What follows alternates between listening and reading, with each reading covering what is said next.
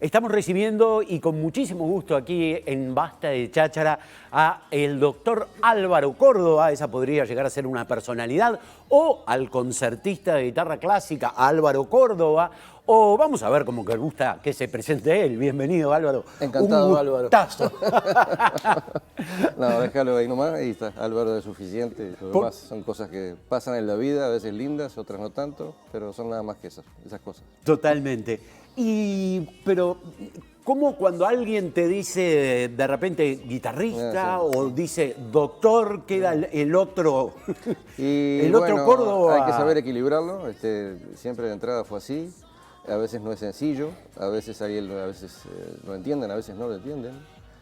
Tanto colegas de un lado como de otro, eso es una lucha bastante dura, pero hay que seguir continuando. Entonces, para mí también, para mí a veces cambiar un poco el chip y modificar un poco las conductas no es sencillo. Pero ya estoy adaptado y las dos cosas me gustan, entonces bueno. Y por supuesto que siento un grado de complemento de una actividad con otra, por eso se activan. Bueno, eso no lo digo yo, en el mundo en general hoy por hoy con las neurociencias es así. Y ahí nace entonces esta posibilidad de hacer una conferencia sobre ciencia y arte. Es una buena idea, primero agradecerlo a Audio, a Domingo Roverano, que está internado en un mutualista, pero está bien, y Adriana Santos, que es la organizadora también, que justo por motivos no personales y de salud no podía venir para acá. Pero son los grandes propulsores de esta idea, que además la hemos conversado varias veces. Yo la tenía ya como una idea que había surgido hace años y la había hecho a nivel de la universidad y incluso en el exterior. Y después empezar a averiguar que otros colegas en el mundo lo han hecho con mucho más profundidad y con más elementos, y la verdad que es muy interesante. Hay artículos científicos que se pueden leer y es tan genial en cuanto a la actividad musical, en cuanto a la influencia de la música en la neurobiología, las conexiones neuronales, y un montón de cosas que son incalculables. ¿No? Y que los uruguayos con esa, bueno, por lo suerte nos la estamos sacando, ¿no? La vida, la realidad nos está sacando esa idea de mi hijo el doctor, ¿no? Donde uno solo podía hacer una cosa, bien, y el resto era un hobby. Y es un concepto de una época que tenía cuestiones negativas muy, muy importantes. De repente de una ciudad del interior o un pueblo del interior o aquí mismo en determinados barrios, las personas más importantes eran el médico, el comisario, el senador, el diputado y el cura. Entonces todas esas cosas son de una concepción que capaz que todavía ahora se mantiene, pero en algunos lugares ya se modifica. Pero no es esa concepción. Florencio en ese aspecto da ya una cosa fantástica, una obra fantástica en aquellos tiempos, mostrando hasta dónde se puede ser ingrato con uno mismo y con la familia por el solo hecho de tener un título, con el propio padre. Basta ver el testamento de Florencio Sánchez, que no sé si todavía debe estar colgado en la anatomía, en la cátedra de anatomía de la facultad, donde él dice que dona su cuerpo para la disección de los estudiantes, para que la ciencia pueda avanzar mucho más.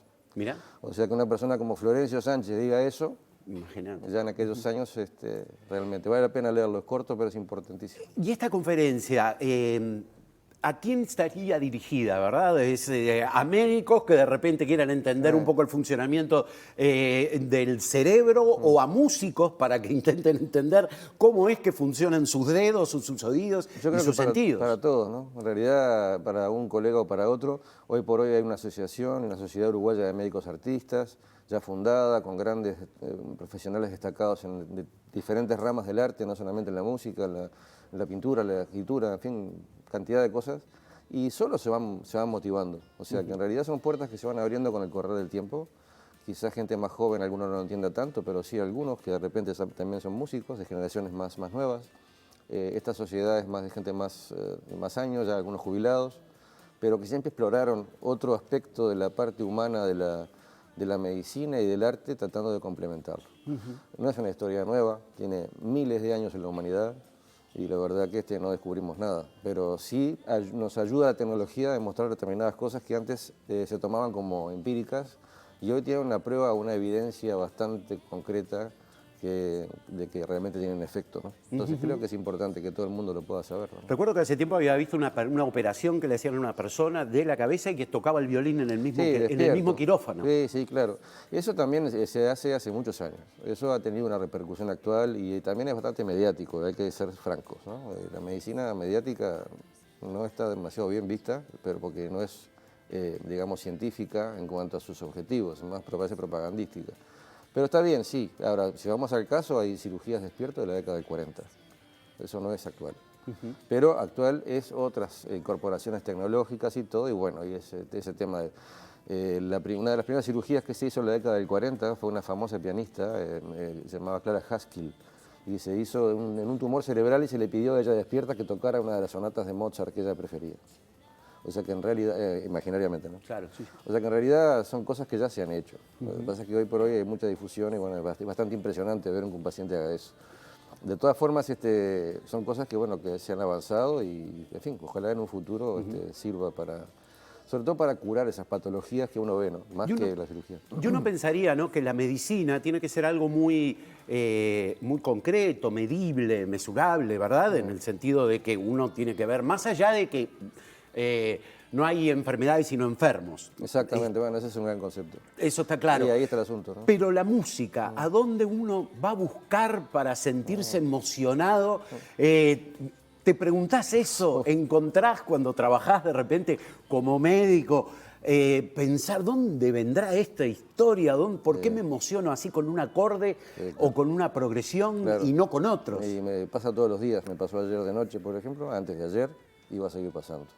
Ahora estoy ¿Es un misterio? tocar, es un misterio, sí.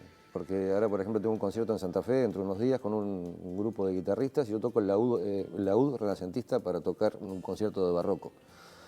Y yo no soy laudista, pero exploré el instrumento y bueno, he logrado acercarme y poder obtener los sonidos que tiene.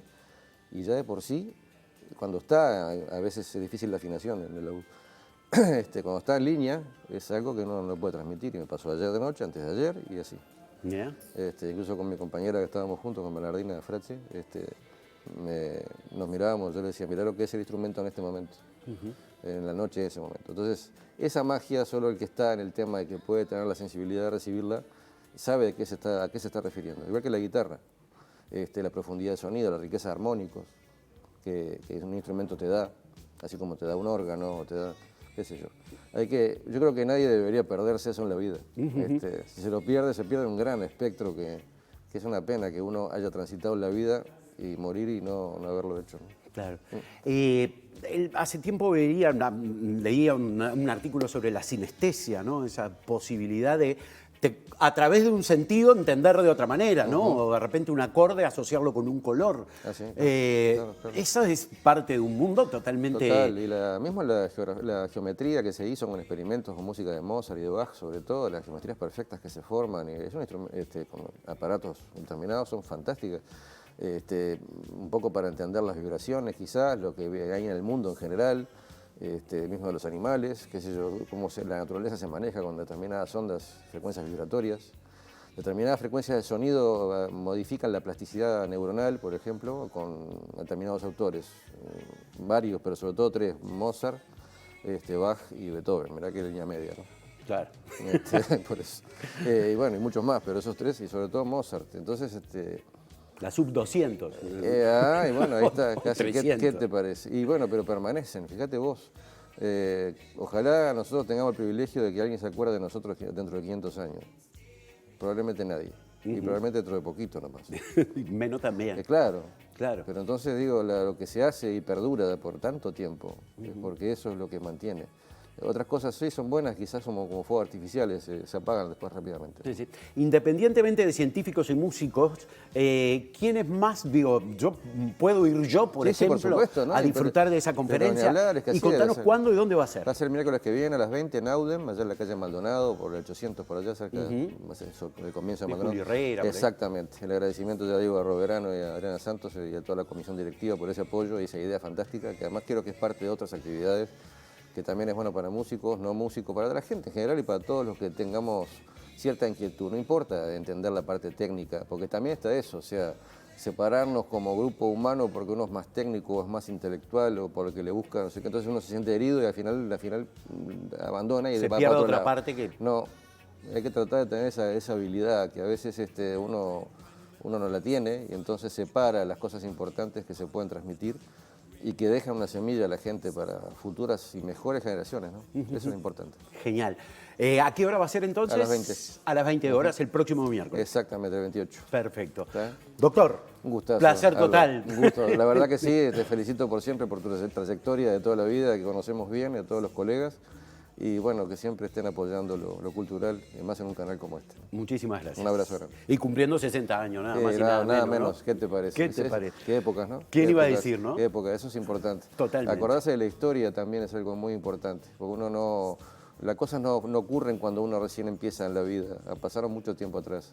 Y hoy por hoy, desgraciadamente, hay cosas que uno aprende, y yo soy totalmente ignorante de eso, de cosas que no sabía que habían pasado en el país. Y de diferentes cosas. Sí, sí. Y eso es importante que la gente joven también lo sepa. Álvaro Córdoba, un placer absoluto. Para mí también, mi corazón. Un abrazo.